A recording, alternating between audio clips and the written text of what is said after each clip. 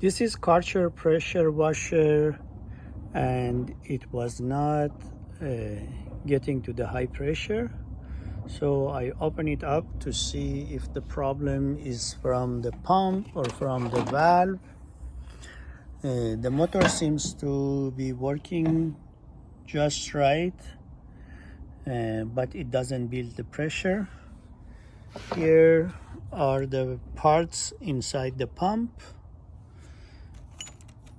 I'm not sure if this is the way it's supposed to look like or it's a little bit worn, but the rest of the parts seem quite right.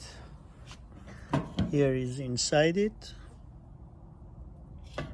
and here is inside the cap, and I see there is a valve here or a switch.